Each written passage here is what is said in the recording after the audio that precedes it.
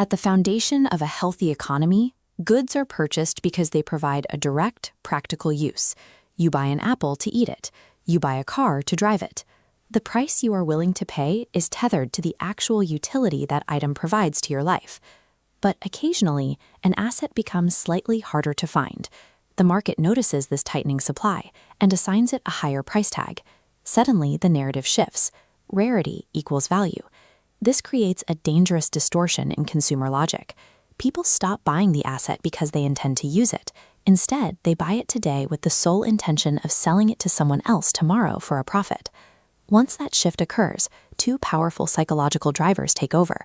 The first is the fear of missing out, watching your neighbors get rich while you sit on the sidelines. The second is herd behavior. When thousands of people make the exact same financial bet, it feels inherently safe. The sheer volume of participants overrides individual common sense, creating an illusion of security that encourages wildly illogical decision-making. The price charts shoot straight upward, yet look closely at the buyers. No one is consuming the product. Storage units and portfolios fill up with goods that exist only to be traded to the next willing buyer. When what an asset costs completely decouples from what it actually does, the market has officially entered the mania stage. This mania creates a self-feeding upward cycle. People buy the asset, which makes its market price go up. That rising price immediately attracts new buyers, which drives the price up even further. But the mathematical engine that mutates this standard market boom into a fragile bubble is a financial tool called leverage. This chart shows the mechanics of a standard, unleveraged investment. You buy an asset for $100 using your own money. If the market grows by 10%, your asset is now worth $110. You walk away with a modest $10 profit. Now look at how leverage changes the equation on that exact same asset. An investor uses only $10 of their personal capital and borrows the other $90 from a bank to reach the $100 purchase price. If the asset grows 10% to $110, the math heavily favors the investor. You pay back the $90 loan to the bank, leaving you with $20. By risking only $10 of your own money, you have achieved a massive 100% return. Armed with rapid returns, average investors begin to feel like financial geniuses. They pour unchecked amounts of borrowed capital into the upward loop, dramatically inflating the size of the bubble. But a market built on borrowed money is deeply fragile. An overhyped asset doesn't require a catastrophic crash to wipe out these investors. It merely needs to dip. This chart illustrates the trap.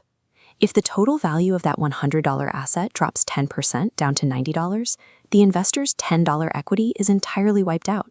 The only thing left is the $90 owed to the bank. The moment an asset's value drops to the exact threshold of the loan, the bank demands immediate repayment. This is called a margin call. To pay back the banks, investors are forced to sell their assets immediately. Flooding the market with supply drops the overall market price down even further. That lower market price immediately triggers the margin calls of other leveraged investors, forcing a second, much larger wave of mandatory panic selling. The cycle violently accelerates. The market is suddenly choked with sellers desperate to offload depreciating assets to cover their loans, but the buyers have completely vanished. Leverage guarantees the explosion. It takes a minor, healthy market correction and mathematically forces it into systemic ruin for the average investor. When the dust settles, the wealth transfer is stark. Early adopters who cashed out and short sellers who bet against the asset walk away rich.